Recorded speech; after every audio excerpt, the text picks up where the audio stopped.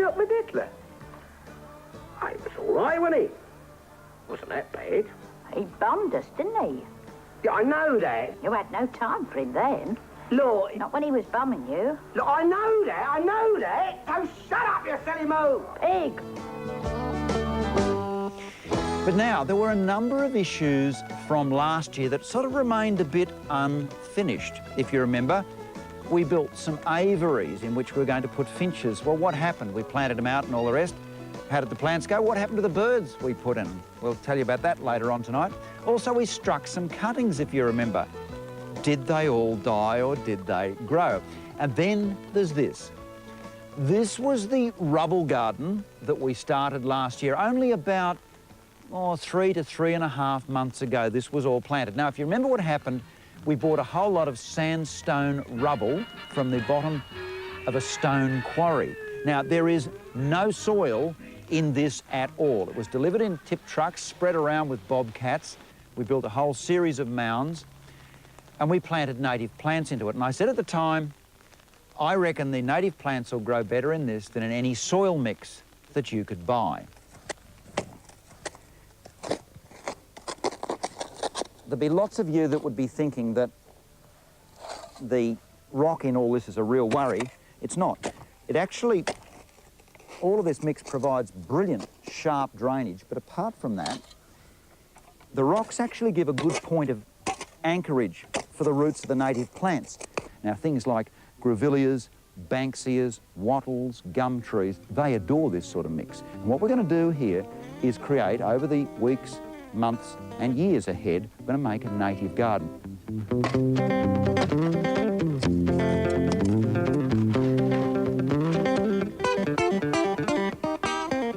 Well, remember, this is what it looked like when we'd just finished planting it about 3 to 3.5 months ago.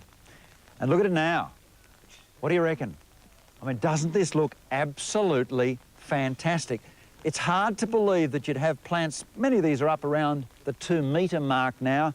They're flowering. Already, honey-eating birds have moved in all around here, and it is just an absolute delight to be here. Remember, all of this, and there's no soil. In this whole area here, there's no soil, just sandstone muck from the bottom of a pit.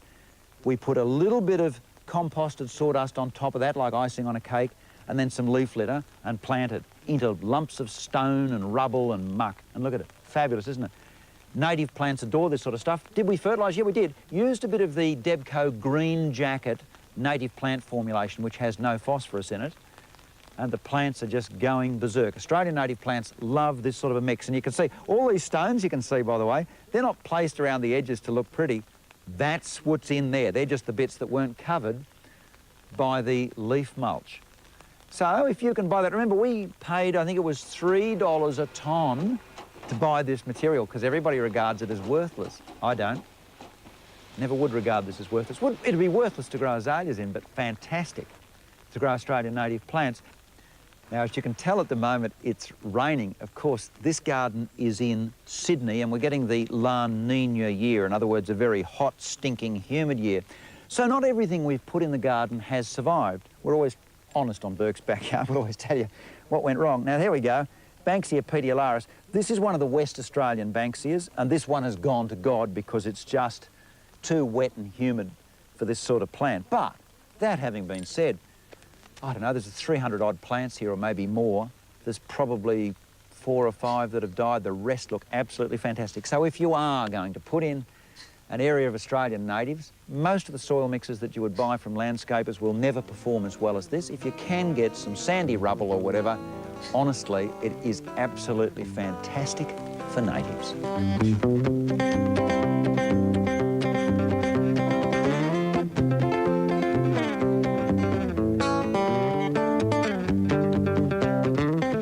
Another one of our jobs from last year was we built some garden aviaries, which were landscaped. We put the irrigation system into them.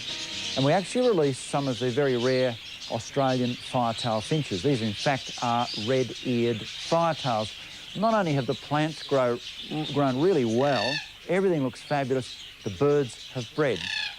2 pairs, 4 babies for one pair, 3 babies for the other, and there are more babies in the nest. So These aviaries not only look reasonably good, but they will breed birds. And in fact, these finches are probably the most difficult finches to breed in Australia.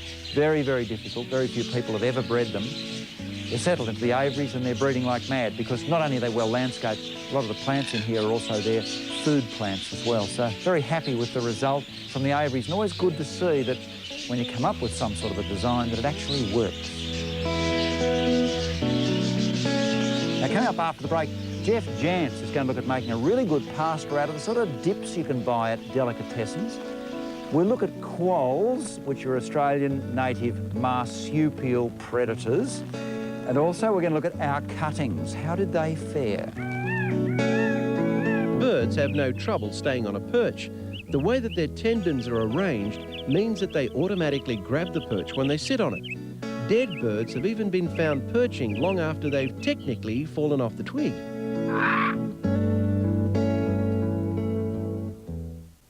Well, you're watching Burke's Backyard on a Sunday night because next Friday night, of course, there's the cricket on. Now, quick meals, we all want to make the odd dinner, we're just worn out, make it quickly. Well, Jeff Jantz has a real beauty for you. Most people love pasta, but how do you cheat? How do you use something to give it a slightly different and better flavour and get it really easily? Well, Jeff has exactly that recipe for you right now.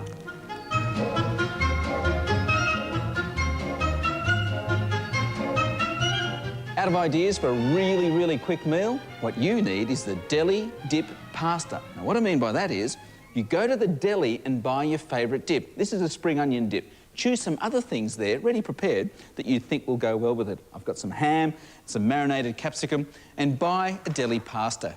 Cook it according to the packet instructions, save a little bit of that cooking water, we'll need that later, drain it, and now it's time to prepare the whole thing. Into a pot, scrape in the deli dip. Oh, that's a bit hot. Doesn't matter. We can tip in that water. See that? And what that's going to do is dilute the whole thing and turn it into our pasta sauce. Then all the other ingredients go in. First of all, your marinated capsicum, then your sliced ham, and then your cooked pasta. Swirl that through, just barely heat it through. There it is. This is enough to do 3 or 4 people. There we go. And haven't chopped a thing, you see. Out onto a plate. Look at that. The flavour's already in the dip. You can use a pate, anything you like. What could be faster than that? Thanks, Jeff. Where's Ralph? Oh, say hello to everybody for the new year. That's Penny. You're getting in first, are you? You've had a great time over the holidays, caught a few rabbits and all those dreadful things that dogs do. Had a good holiday, haven't you? Well, now, you might remember about 3 months ago, we showed you how to take a few cuttings. And I placed most of them in this old foam box, which is just one you get from the fruit shop. These are rhododendrons here, these sort of Vareo rhododendrons. I haven't actually looked yet, but my guess is with this wonderful new growth on them, after 3 months, that these should all have roots in the bottom of them. So let's make a mess and see what's in there. Time to pot them on if there are roots. You can cheat a bit. You can see a lot of root hairs around here, so there's no danger. Oh, when you shake this, it's all hanging together. So presumably they've rooted very, very well. Just have a look at a couple of them. Oh, well, you can see all those fibrous roots right through there. So the shot is, once they've rooted like that, is to pop them on just into ordinary potting mix. The only trick you need to know about potting plants on, this is very important, is you've got to harden them off. If they've just come out of something like that, which has more or less 100% humidity, what you've got to do is put them in a very protected place for probably a week or two till they sort of close up their stomates and get used to drier land. But there you are, beautiful cutting struck, all free. To be honest, the only one's the azaleas. Look at the azaleas, all these cuttings are shooting away. The box plants, these are the box plants here. You can see they're doing nothing yet, so I'll put them back, leave them in the box for a few more weeks and we'll see how we go. But overall, we've got a great strike. Now, do you know what quolls are? Well, John Dengate is going to tell you all about them, and you'll watch the way he's holding them, or it. The little quoll would easily lacerate his hand if it could.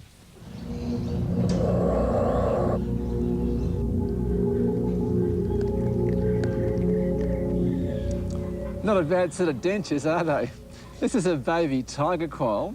And quolls belong to the family of marsupial carnivores that includes Tasmanian tigers, Tassie devils, all the way down to tiny mouse-sized things like antikynuses. And the one thing common to this whole group is their fearsome reputation. This little character can't wait to get his teeth on me. And even things like the mouse-sized antikynuses regularly feed on mice, and when this little guy's fully grown, he'll be eating fully grown wallabies. But despite their fearsome reputation, wherever these things occur in Australia, they're either extinct or endangered, largely due to competition with foxes. You wouldn't think so, would you? Here you go, mate. There are 4 sorts of quolls in Australia. The northern quoll lives across the tropical areas, and because foxes don't live there, it's reasonably okay. The tiger quoll in eastern New South Wales and Queensland tends to be okay because it's so tough, but the eastern quoll is now extinct in the mainland, although it still hangs on in Tasmania, and the chuditch, which used to be throughout inland areas, is now found only in a tiny part of southwest Western Australia.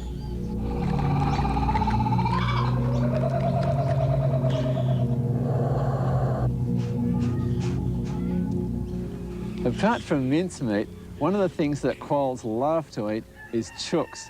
And in spring and early summer, you get females feeding their babies, and you get young ones dispersing from their territories, all starving hungry. And in these sorts of times, you can easily get quolls turning up in your chook pen looking for a free feed.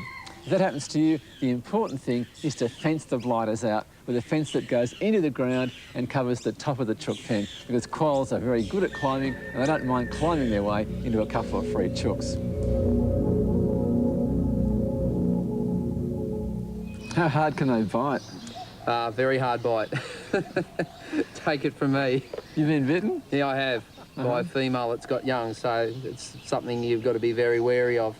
Well, there are some people like, say, John Romsley in South Australia, who's breeding quolls and trying to select them for docility to be pets. What do you think of that idea? Well, I think it's a great idea, because generally when you ask most people what a quoll is, they wouldn't have a clue. So the fact that quolls would be made available to actually keep allows people to get educated, and it also puts a value on them. And at the end of the day, that means that we can conserve the species.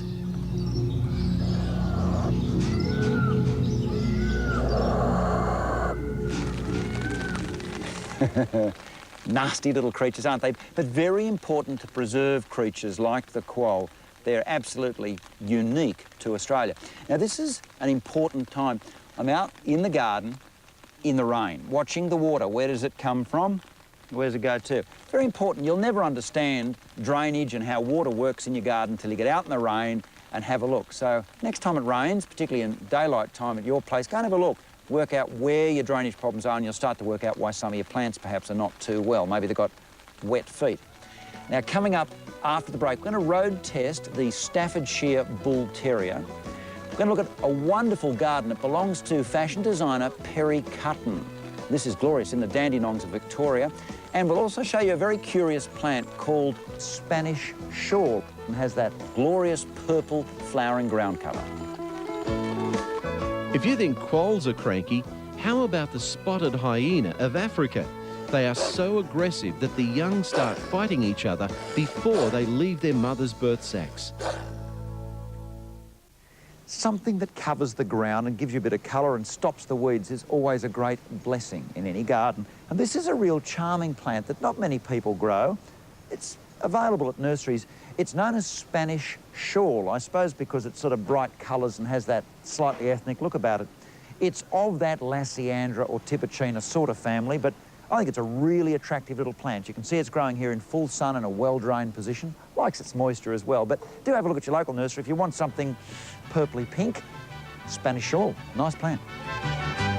This is a breed you probably know. It's the Staffordshire Bull Terrier. They're the 5th most popular breed in Australia. Originally they were bred for bull baiting and fighting, so they're quite a powerful dog. But as you can see, they're very loving towards humans. Sarah's just a scream. You do need to be very strong with them and know obedience work to have one. But they're a loving dog, they're great with kids, and I've been told by the breeders, I have to say, they're very beautiful, aren't they? They're very beautiful. Come on, come on, now touch me, baby. Can't you see that I am not afraid. How do you react when people say, they're vicious? I get very cross because they're not vicious. To another dog, they can be, but not to humans. And they've got to be provoked before they're vicious. Their temperament is still there as a fighting dog. They'll fight, but not at a drop of a hat, and they don't start fights. They're a dog that has to be stirred up and finish a fight.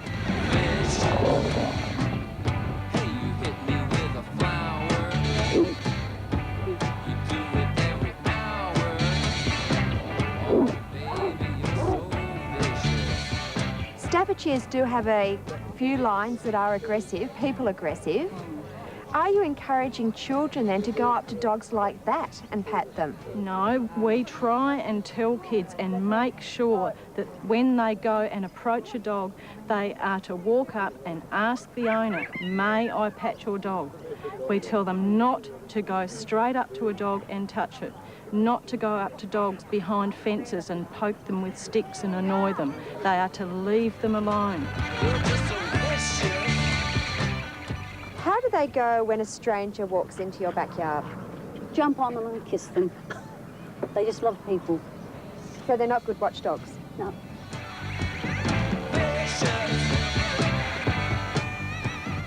The first thing I'd have to say as a vet about Staffordshire Bull Terriers, really a very sound breed of dog. We don't see them a lot for many clinical problems.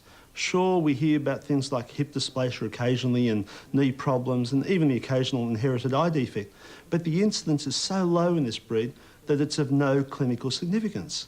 I'd have to testify to their temperament. They are delightful with people. They can be a bit sharp with other breeds of dogs. If there's a fight on, they'll be first to be in there. They won't back off.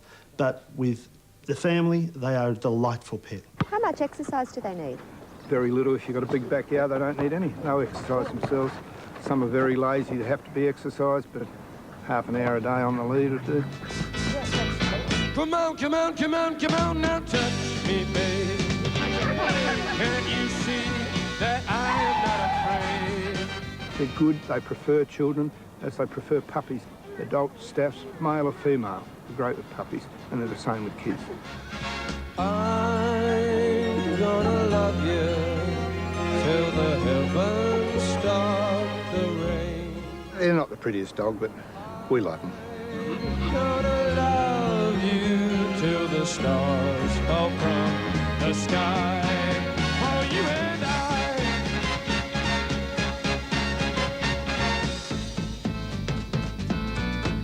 Thanks, Fiona. Oh, and of course, that road test out of the Staffordshire Bull Terrier is in the current February edition of the Burke's Backyard magazine. But now it's time to visit the garden belonging to fashion designer Perry Cutton. This is a glorious garden called Panteg. It's about 1.5 hectares up in the Dandenongs, up from Melbourne. One of those wonderful mountain retreat gardens that they have in the Dandenongs. It was begun around 1915. She's owned it for 15 years and she's currently experimenting with textures and colours and design in the garden.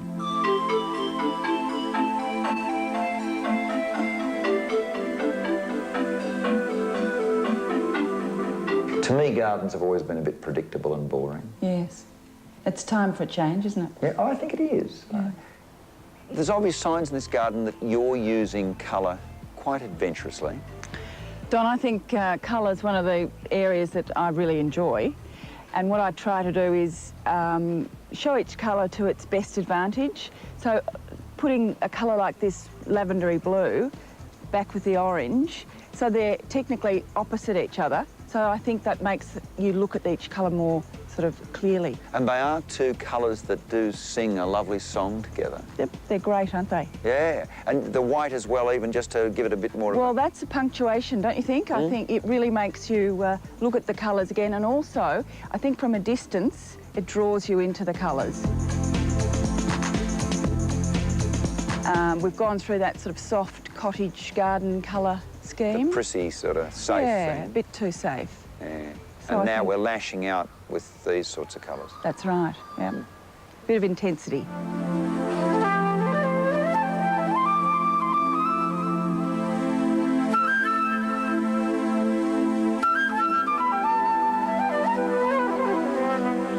Now, the two conical conifers. They have grown like Topsy. They're just... They started off as punctuation points down some stairs, and now they've really become a structural part of the garden. But I quite like them. Again, it's the contradiction of formal and So you've got very loose and casual. sort of not exactly messy, but just things happening here, whereas messy. they're very designed. So you do fashion for old people. Yes. What actual age group do you design for? From 25 to whenever. By the time people are buying my clothes, they know what they like, they know what they want, and they look for different things. So then what are the bits of Australian fashion that you think are, you know, very Australian and good? Well, I think our use of colour is much bolder than most countries. Certainly much bolder than Europe.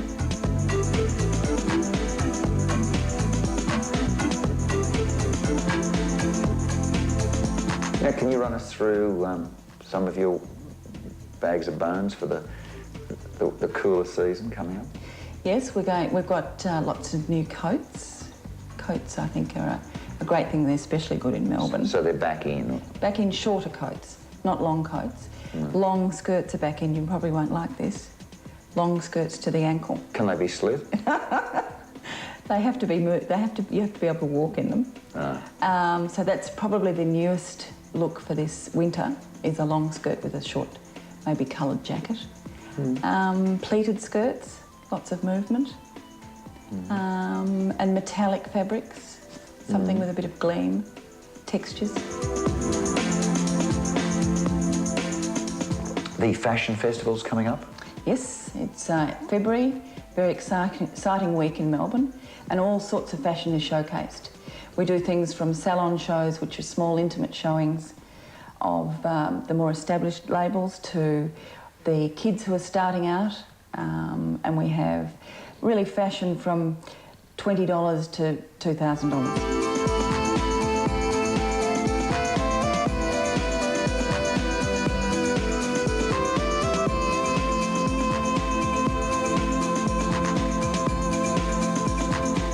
Nice garden, wasn't it? And nice fashions as well. Now, by the way, talking of fashion, that's one of the most fashionable grevilleas in Australia at the moment, the one you can see to your left-hand side of the screen.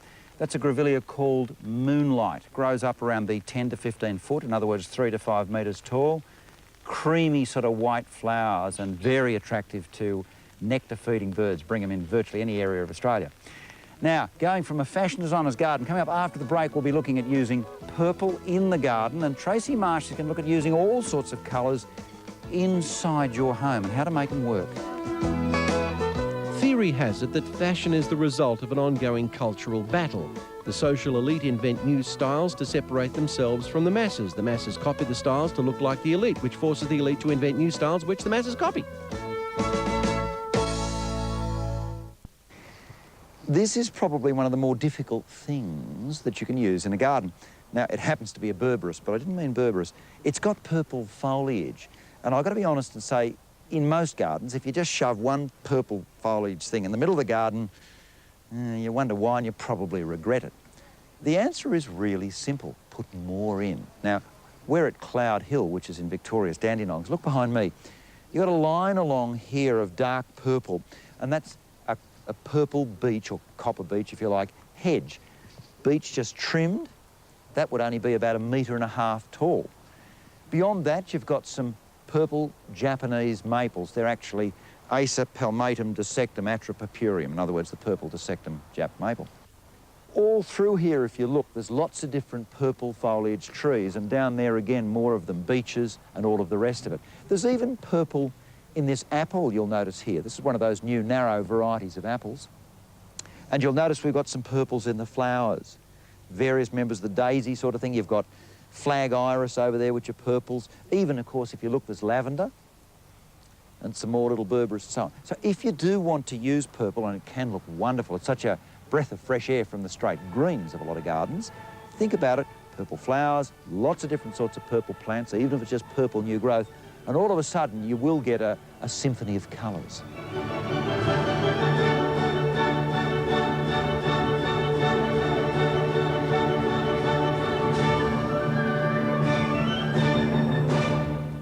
Oh, now don't forget the February edition of the Burke's Backyard magazine is in newsagents and supermarkets or whatever it is all around Australia right now. And there's some good stuff in it. There's the article on the key to the dog's mind. In other words, some of my thoughts on the different dogs' minds so that you can train your dog to be really good for the family and not maybe so much of a nuisance. And they're quite new techniques. We've also got all the plans and photos of the Indiana Jones makeover. Do you remember that fabulous garden makeover we did with the suspension bridge and all the rest of it? Well, how to construct all of that in your own backyard.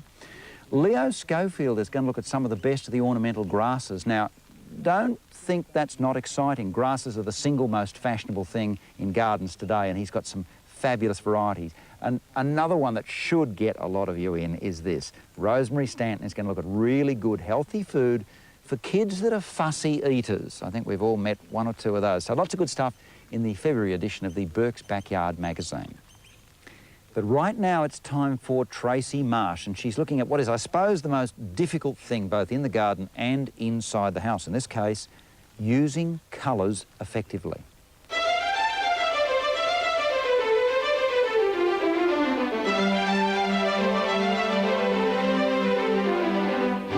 I love colour, and you know there's no such thing as a bad colour, but there are some bad combinations that you see.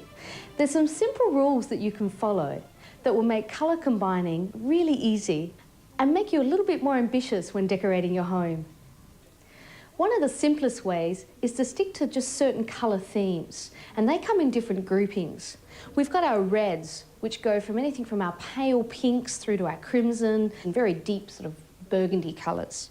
Then you've got your yellows. That's from your pale yellows and your lemons right through to your lovely bright oranges. And your greens, you have your limes through to your lovely bright greens, and then your mauves from your lilacs through to your very dark purples, and blues, your aqua, then through to your dark blue, and then your really safe natural colours, which is your pale greys and creams, pale apricots and ecru colours. Each of these colour groups work really well individually in your home, and they'll give you a really good result every time. But combining colours, now that's a little bit more difficult.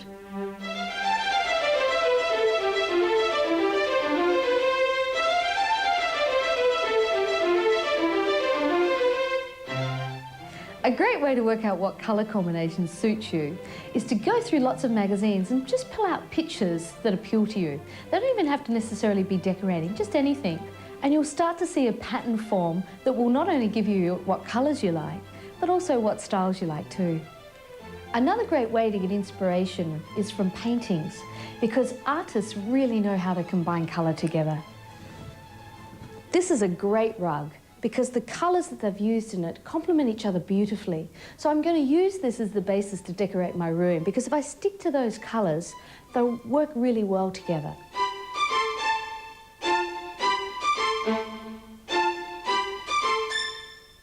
But look what happens if I don't use a colour that's in the rug or of the same tone of the colours that are in the rug. It really doesn't work at all. This fabric has quite an unusual colour scheme. It's used the natural earthy colours. So of course we have to decorate that with also the earthy type colours like our terracottas and creams. Even the eggplant works quite well with it. But see what happens if we suddenly put bright colours onto it.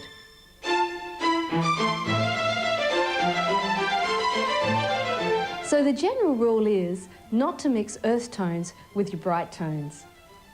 So working with colour isn't that difficult. Just remember the tricks. Get some inspiration from the artists or from magazines and start your own scrapbook. And of course, the simplest way is just to stick to the basic colour groups.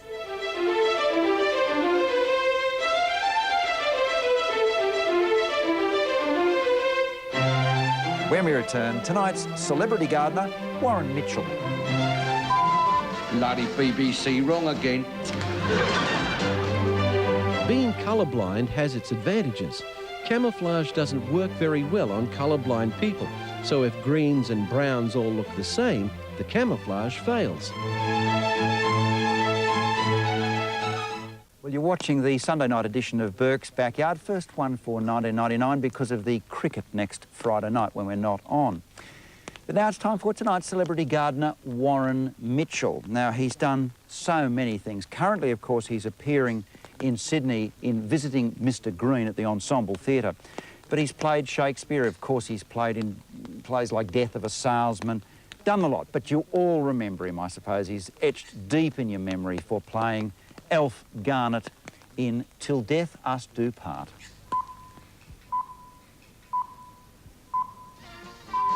Bloody BBC, wrong again.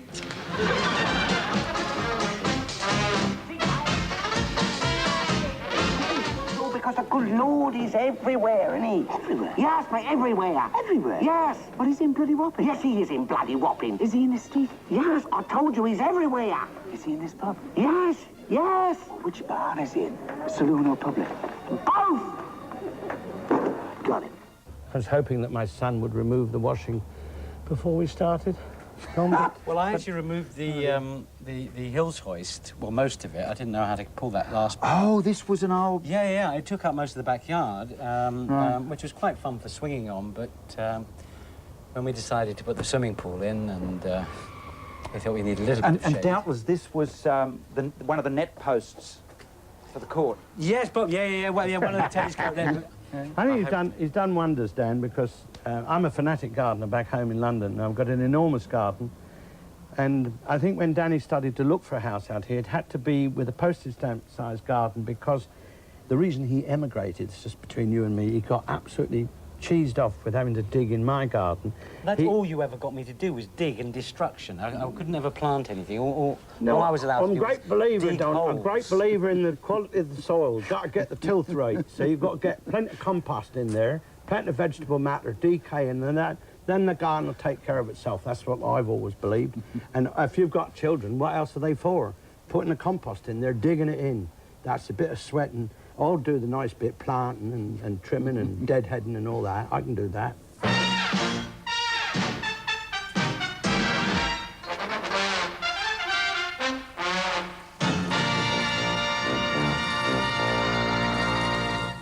Both of you are now Australian citizens? Yeah. I've been for 3 years, you've been for 4 or 5 years.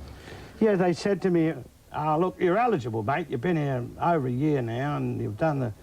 On February the 10th, you're going to have half your brain removed. You can become an Australian citizen. So I did. Australian citizen, mate. Warren Mitchell. I was just thinking, too, you're very cosmopolitan. Your parents were Russian Jews? My grandparents. Grandparents. My grandmother and my Russians, I was from Russia, from Staffordshire, or somewhere near. Warren, she came to London in 1910, started a fish and chip shop. Okay. She said, Warren, when people got plenty of money, they eat fish and chips. When people are poor, they eat fish and chips. Start a fish and chip shop, you'll never go hungry. So you're a failure in her eyes? Absolutely, I would be, yes. What are you doing here? You come to insult me some more? You come to tell me more about being a failure? You told me enough already, I believe you. Now, how intimidating is it to go on stage? So I'm bigger than him now. Are you? He's shrinking, I'm taller than him. Good. So here you go, here's he. But he's your dad, so he's an authority figure, but also he's one of the better-known actors in the world. How horrible is the first moment? Well, we did do it 10 years ago, Yeah. and I was so busy and wrapped up in my own part, which I thought was so lovely, I wasn't too concerned what he was doing. I'm a bit more aware of it now because it's just the two of us on the stage together. You're planning to use 2 tea bags? What was I thinking?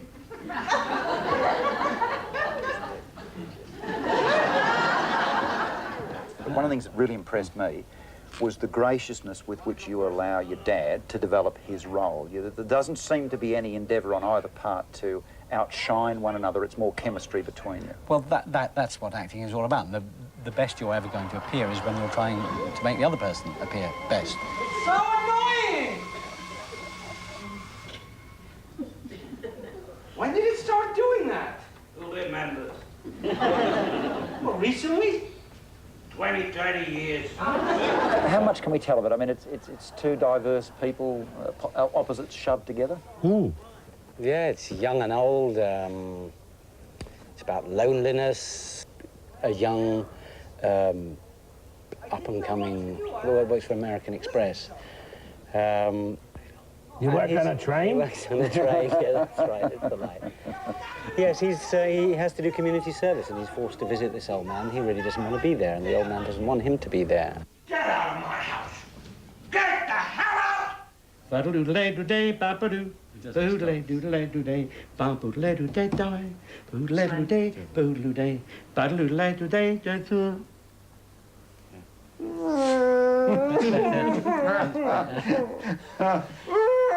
I am with the two women in my life, my darling wife Suzanne, who's actually masterminded the whole garden that we saw. Did you see?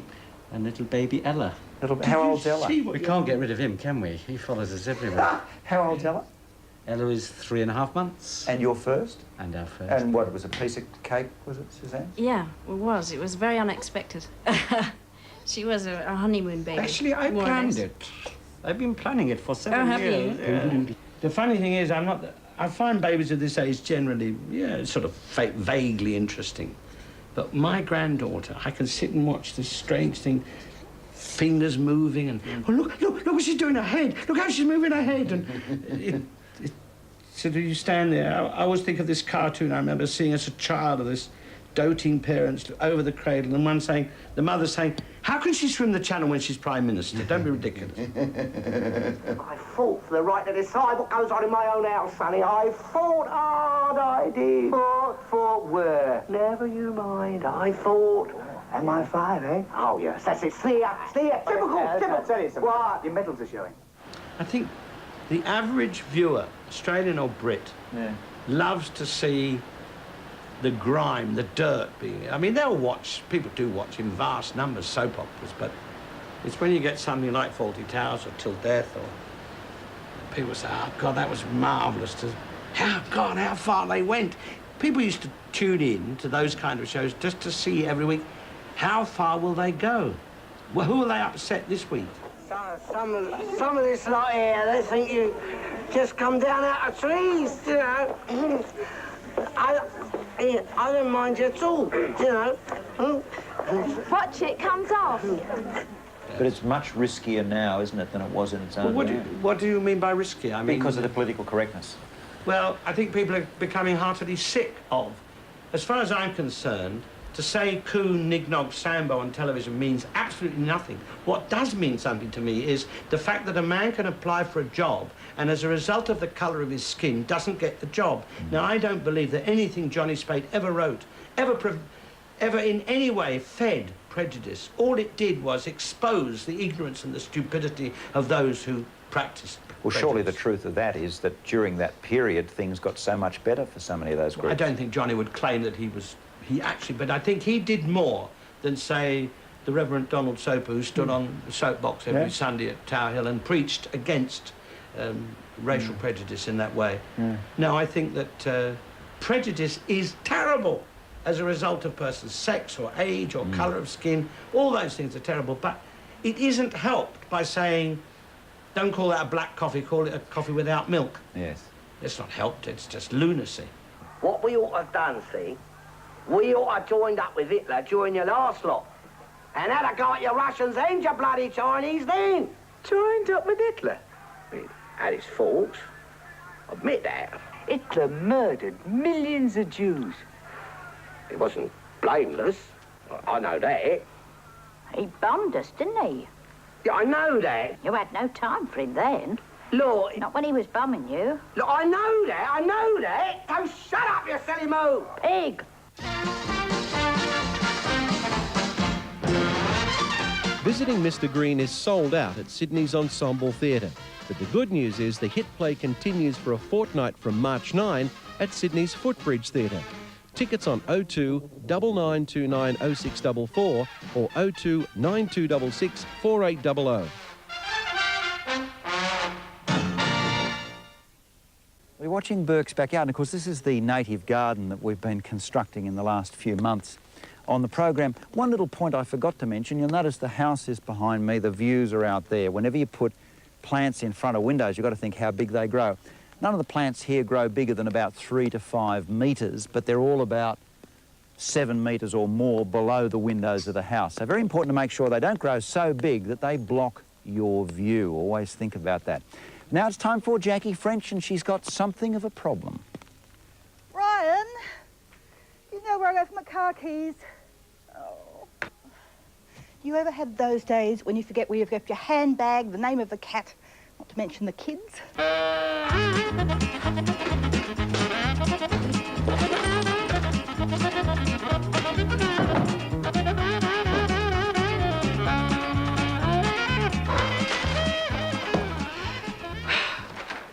It's at this stage you need help.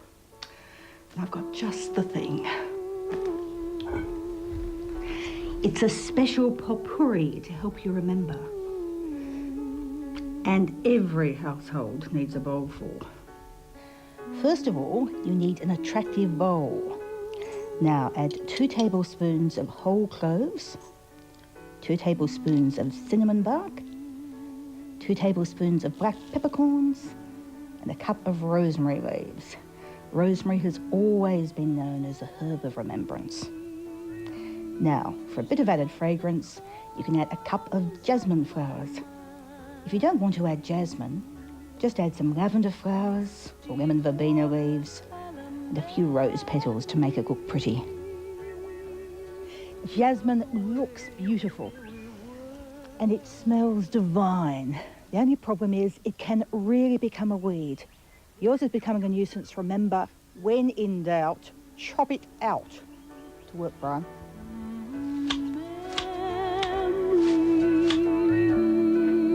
Like the corners of my mind.